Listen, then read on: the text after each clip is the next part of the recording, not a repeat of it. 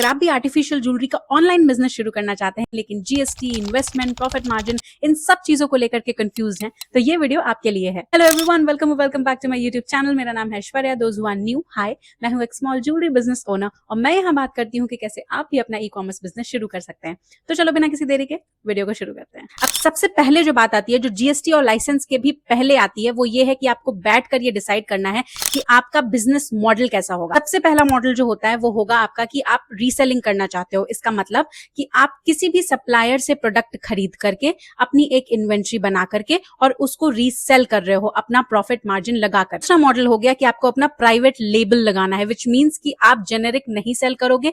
आपका जो ब्रांड होगा वो ट्रेडमार्क्ड होगा और उसमें आपका प्राइवेट लेबल होगा। जैसे कि अगर मैं सेल कर रही हूं तो जूल्स ऑफ जॉय एक ब्रांड होगा। इसमें जो है आपको मैन्युफैक्चरर से सोर्स करना पड़ेगा। बड़े बड़े जो मैन्युफैक्चरर्स होते हैं, जो फैक्ट्रीज होते हैं जहां पे एक्चुअली में ये बन रहा है, वहां से आपको उठाना पड़ेगा, क्योंकि आपको बल्क में इन्वेंट्री की जरूरत होगी। तो सप्लायर्स हो सकता है आपको उतने बल्क में इन्वेंट्री ना दे पाए, और दूसरी चीज ये भी है कि वो रिपीटेड प्रोडक्ट्स आपको ना प्रोवाइड कर पाए। फैक्चरर्स को कंसिडर करोगे तो वो आपको आपके रनिंग प्रोडक्ट्स बार बार बना करके देंगे। और जो होता है वो होता है कि आप डायरेक्ट मैन्युफैक्चरर ही बनना चाहते हो। इसका मतलब आप बहुत बड़े लेवल पे डील कर रहे हो। आप जो है अपनी ही फैक्ट्री डालना चाहते हो और आप मैन्युफैक्चरर बनना चाहते हो, एंड आपसे लोग खरीदें इसलिए आप मैन्युफैक्चरिंग कर रहे हो। तो आपसे जो है वो होलसेलर्स जुड़ेंगे और आपसे बार बार ज्वेलरी खरीदेंगे। तो पहले आपको डिसाइड करना है कि आप रीसेलिंग करना चाहते हो, आप जो है वो प्राइवेट लेबल लगाना चाहते हो अपने ब्रांड के साथ, या फिर आप डायरेक्ट मैन्युफैक्चरिंग में जाना चाहते हो।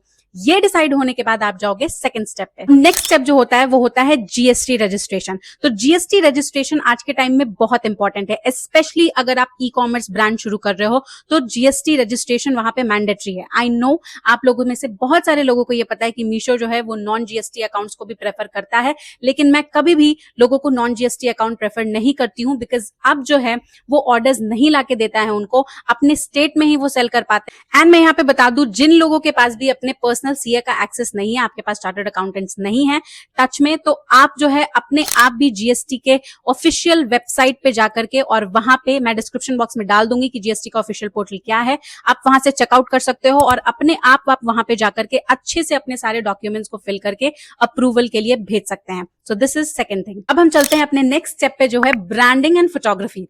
इस पे बात करने में मुझे बड़ा मजा आता है, बिकॉज इसमें लोग बहुत भर कर गलतियां करते हैं। आई एम होपिंग कि आप सबको पता है कि ज्वेलरी एक एस्थेटिक पोर्शन माना जाता है, उसमें एस्थेटिक्स बहुत मैटर करते हैं। तो जितना ज्यादा आप अपने ब्रांड को एस्थेटिक बनाओगे उतनी ज्यादा आपकी सेल्स होगी। सबसे ज्यादा जो मैटर करता है वो होता है कि आप उसको किस तरीके से प्रेजेंट कर रहे हो। फोटोग्राफी के लिए मैं हमेशा बोलती हूँ कि आपको एक्सपेंसिव स्टूडियो की जरूरत नहीं है। अगर आप मेरे शॉर्ट्स उठा करके देख लेंगे तो आपको पता चलेगा कि मैंने जितनी भी ज्वेलरी फोटोग्राफी के शॉर्ट्स डाले हैं, मैंने हमेशा या तो नेचुरल लाइट यूज किया है, या तो एक छोटा सा लाइट जो मैं यूज करती हूँ वो यूज किया है, या फिर मैंने हमेशा उसको अच्छे से एक क्लीन बैकग्राउंड में खींचने की कोशिश की है विदाउट एनी एक्सपेंसिव बजट। थोड़ा सा भी मेहनत करके उस पे एक क्लीन क्लॉथ बिछा करके, सैटिन क्लॉथ बिछा करके, थोड़े से फ्लावर्स लगा करके और फोकस ज्वेलरी पे करके क्लिक कर रहे हो तो पिक्चर बहुत अच्छा आता है। पैकेजिंग के लिए तो मैं हमेशा बोलती हूँ कि अगर आप अपना ऐसा एक बॉक्स बना पा रहे हो जिसपे आपके ब्रांड का लोगो लगा हुआ है, आपकी ब्रांडिंग की हुई है, व्हाट बेटर देन दैट, उससे अच्छा तो कुछ हो ही नहीं सकता है। लेकिन अगर आप इनिशियली ये नहीं भी अफोर्ड कर पा रहे हो, अगर आप एक कोरुगेटेड बॉक्स ही दे रहे हो, फिर भी आप उसको अपने वे में क्रिएट कर सकते हो, उसको एस्थेटिक बना सकते हो। आप एक सुंदर सा hand written thank you note लिख सकते हो, उसमें एक छोटा सा लोगो इंसर्ट कर सकते हो, या फिर अपना इंस्टाग्राम स्कैनर आप दे सकते हो, या फिर उनको रिक्वेस्ट कर सकते हो कि वो आपके प्रोडक्ट की रिव्यू जरूर करें, फ्रीबी इंसर्ट कर सकते हो बिगिनर लेवल पे। ये सारी चीजें जो होती हैं, क्लीन पैकेजिंग जब आप करोगे तो कस्टमर डेफिनेटली अट्रैक्ट होता है, रादर देन खोलते के साथ ही जो बहुत सारी चीजें निकलने लगती हैं और फटा हुआ पैकेजिंग आता है। उस पैकेजिंग को हमेशा आपको अवॉइड करना है। जिस तरीके से वो कस्टमर के पास जाए, उनका फर्स्ट इंप्रेशन बहुत अच्छा हो एंड वही आपके रिपीटेड कस्टमर्स बने। अब बहुत इंपॉर्टेंट स्टेप, अपनी ज्वेलरी कहाँ बेचे, वेयर टू सेल। तो इसके लिए आपके पास 4 ऑप्शंस है। सबसे पहला ऑप्शन है मार्केट प्लेसेस पे, जो ई कॉमर्स प्लेटफॉर्म्स अवेलेबल है, जो हाईली ड्यूएबल है और जिसपे आराम से लोग ऑनबोर्ड हो सकते हैं, जैसे कि मीशो, जैसे कि फ्लिपकार्ट, जैसे कि अमेजॉन, जैसे कि मिंत्रा। सेकंड, इंस्टाग्राम एक ह्यूज प्लेटफॉर्म बन चुका है बिजनेस के लिए।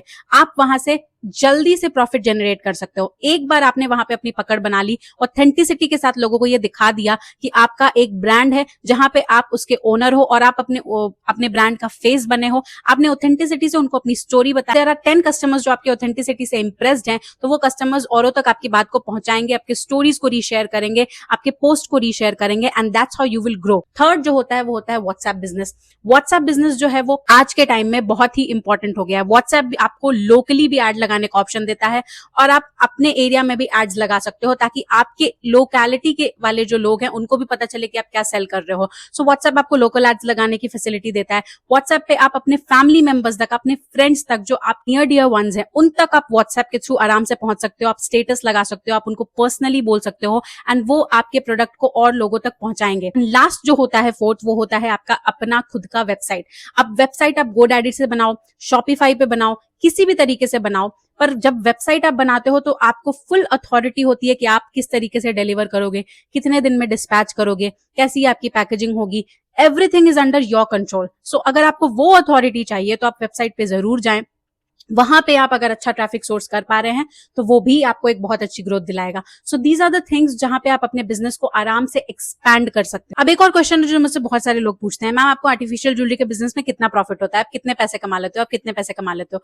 तो I will always tell you the same answer कि ये जो बिजनेस है या कोई भी बिजनेस है उसमें कोई भी फिक्स्ड अमाउंट नहीं आता है आपको। इट्स ऑल वेरिएबल्स, सब कुछ नंबर्स पे चल रहा है, and no 2 days are the same. किसी दिन आपकी बिल्कुल सेल नहीं होगी, किसी दिन आपको बम्पर ऑर्डर्स आ जाएंगे। So it's all about how you are managing stuff. बहुत सारे लोग मुझसे पूछते हैं कि आप एग्जैक्टली कितना कमाते हो, तो मेरे पास इसका कोई फिक्स्ड आंसर नहीं है।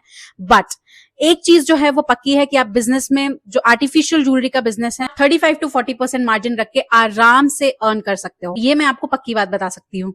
अब जब वीडियो के एंड तक आपने मन बना ही लिया है कि आप आर्टिफिशियल ज्वेलरी का बिजनेस शुरू करोगे, तो मैं आपको कुछ स्केलिंग टिप्स भी दे देती हूँ। सबसे पहले जब आप ई कॉमर्स वेबसाइट्स पे आओगे तो आपकी स्ट्रैटेजी ये रहनी चाहिए कि आप धीरे धीरे करके अपने लिस्टिंग को हमेशा एक्टिव रखेंगे। क्या होता है कि कई बार बहुत सारे लोग एक बार एक बल्क में स्टॉक ले लेते हैं, उसको लिस्ट कर देते हैं, एंड देन उसी को कोशिश करते हैं कि ये चलते रहे चलते रहे चलते रहे, जब तक ये पूरी तरीके से रिप्लेनिश नहीं होगा या खत्म नहीं होगा, मैं दूसरा स्टॉक नहीं लाऊंगा। This is wrong strategy. आप थोड़े थोड़े थोड़े थोड़े इन्वेंट्री को हमेशा ऐड करते रहिए, ताकि एल्गोरिदम को ये मैसेज जाए कि आप एक्टिव हो एंड आप कोशिश कर रहे हो अपने बिजनेस के अकाउंट को चलाने की। सेकंड जो हो गया, आपको एड्स पैनल पे भी एक्टिव रहना है। मैं जबरदस्ती का एड्स लगाने के लिए कभी भी आपको सजेस्ट नहीं करती हूँ। मैं हमेशा ये बोलती हूँ कि जब भी आपको नीड लगे कि अब मैंने फ्रेश लिस्टिंग की है, अब इसको थोड़ा सा पुश चाहिए, उस टाइम पे आप रिव्यू रेटिंग करवाएं, उस टाइम पे आप एड्स लगाएं। जब भी आप कोई फ्रेश लिस्टिंग करें तो आप कोशिश करें कि आपकी फ्रेंड्स एंड फैमिली से आप 1-2 रिव्यू तो उस पर करवा लें। वो फेट डेवलप करता है, वो जल्दी से उसको ऑर्डर करना प्रेफर करते हैं।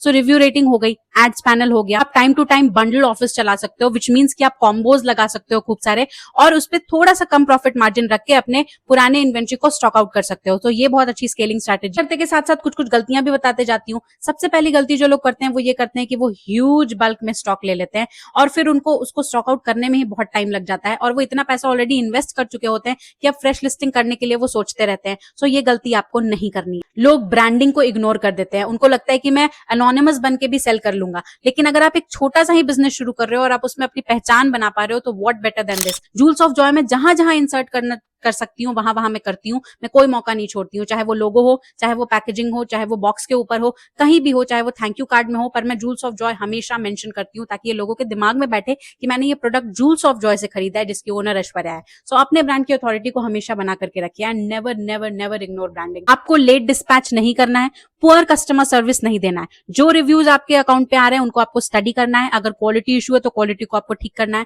लेट डिस्पैच आपको नहीं करना है। आपको फॉर ग्रांटेड नहीं लेना है कि मैं आज नहीं पैक करूंगी, परसों पैक करके दे दूंगी। आपको एल्गोरिदम सपोर्ट नहीं करेगा। तो ये थे कुछ टिप्स जिसके बाद आप भी अपना आर्टिफिशियल ज्वेलरी का बिजनेस शुरू कर सकते हो। मैं ऐसे ही और वीडियोस लाते रहूंगी, आपको बताते रहूंगी कि और क्या नए ट्रेंड्स है और क्या क्या आप शुरू कर सकते हो, या फिर आप क्या इंक्लूड कर सकते हो अपने ई कॉमर्स बिजनेस में। तो इसी के साथ करते हैं वीडियो को end, and until next time, bye bye.